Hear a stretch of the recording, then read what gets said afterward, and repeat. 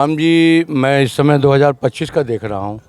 तब हम लोगों के लिए जो व्यवस्था मिलती थी कुंभ के लिए, उस समय जो व्यवस्था मिलती थी आज की व्यवस्था में डिजिटल कुंभ में, श्रद्धालु आ रहे हैं उनके लिए आप क्या कहेंगे?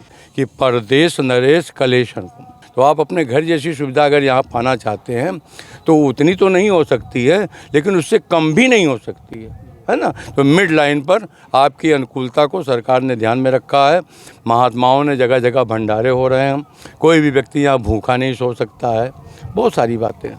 महाराज जी, 144 साल बाद महाकुंभ आया है, इसको लेकर आप क्या कहेंगे?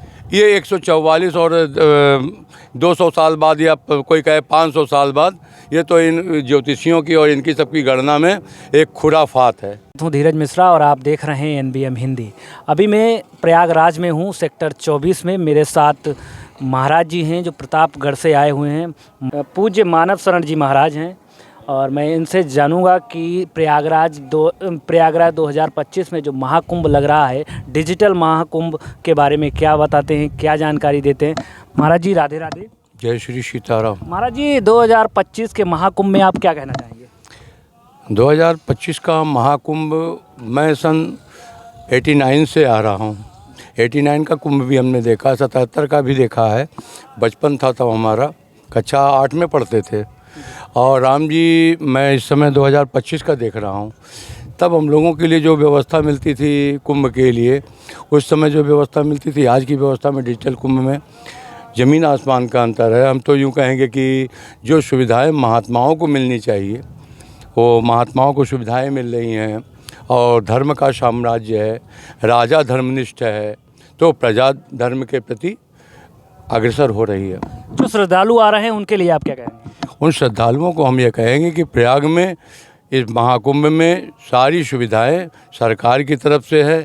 कुछ सुविधाएं जिसमें हमको अपने अनुकूलता नहीं प्रतीत होती, तो वह यह मान करके चलें कि परदेश नरेश कलेशन कुंभ है। परदेश में क्लेश होता है, राजा को भी होता है।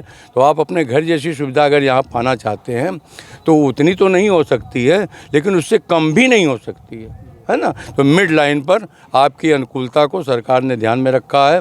महात्माओं ने जगह जगह भंडारे हो रहे हैं, कोई भी व्यक्ति यहाँ भूखा नहीं सो सकता है, बहुत सारी बातें हैं। महाराज जी, 144 साल बाद महाकुंभ आया है, इसको लेकर आप क्या कहेंगे? ये 144 और 200 साल बाद या कोई कहे 500 साल बाद, ये तो इन ज्योतिषियों की और इनकी सबकी गणना में एक खुराफात है। मेरा निवेदन ये है, कुंभ शब्द तो क्या कहते हैं, केवल और केवल कुंभ ही है। कुंभ और अर्ध कुंभ, ये दो ही शब्द यहाँ पर क्या कहते हैं, शास्त्रोक्त हैं। बाकी महाकुंभ, दिव्य कुंभ, सिंहस्थ कुंभ, ये सब कहना, ये सब एक नाटक है। ये कलयुगी व्यवस्था है, हम शब्दों में नहीं जाते। 144 बार कुंभ नहीं आया है, जबकि हर 12 साल बाद कुंभ आता है। और यह वही कुंभ है जिसमें अमृत कलश छलका था, जिसकी बूंद के लिए हम अमृत प्रकट होता है। तो उस प्रकटीकरण में हम लोग आते हैं, स्नान बनाते हैं, और ये सारे उसका एक ही फल है। जितने भी सब साधन कर सुफल सुभावा, लखन रामसी दर्शन पावा। और एक आप श्री रामचरित पुस्तिका लिख रहे हैं जिसमें राम लेखन लिख रहे हैं, उसको लेकर आप? सीताराम जी सभी व्यक्तित्व को मरने के बाद अंतिम में सुनाया जाता है, राम नाम सत्य है।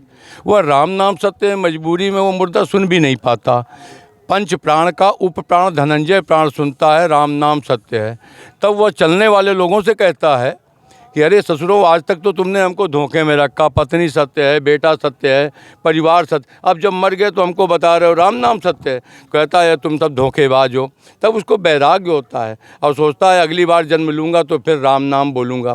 यहाँ आने के बाद केवल आज तक एक व्यक्ति को यह सौभाग्य प्राप्त है, गोस्वामी तुलसीदास जी, जो हमारे भक्तमाल के सुमेरु भी हैं और इस दास के मानस शरण के आधार स्तंभ हैं। उन्होंने ही, केवल उन्हीं को एक ये सौभाग्य मिला कि वो जन्म के समय राम बोला था। बाकी कोई जन्म के समय राम नहीं बोल सकता। तो जन्म के समय हमने बोला, हमें नहीं पता, आपको भी नहीं पता होगा। लेकिन हम सभी लोगों से ये कहना चाहते हैं, संसार के लोगों से, कि कैसे भी रहो, नहा करके बगैर नहाए भोजन किए हो या बगैर भोजन किए, किसी भी स्थिति में राम नाम शुद्धि अशुद्धि का भी प्रतीक नहीं, किसी भी स्थिति में आप लिख सकते हैं और वह कल्याणकारी है। 12 महीने लिख करके तो देखो, एक पेज दिन भर में लिख करके देखो, 24 घंटे में 12 महीने में जो चमत्कार होगा वो आप हमसे आगे खुद बताएंगे। मैं मानव शरण जी महाराज, छोटी छावनी अयोध्या से दीक्षित हूँ। यहाँ पर राम नाम बैंक से ये जो साल भर में राम कथा करते हैं, उससे जो धन मिलता है उससे राम नाम की कापी छपवा करके भगवान के प्रचार में लगाते हैं। अभी मेरे साथ मानव शरण जी महाराज थे प्रयागराज से, और मेरे साथ कैमरामैन गोविंद के साथ धीरज मिश्रा, प्रयागराज, उत्तर प्रदेश।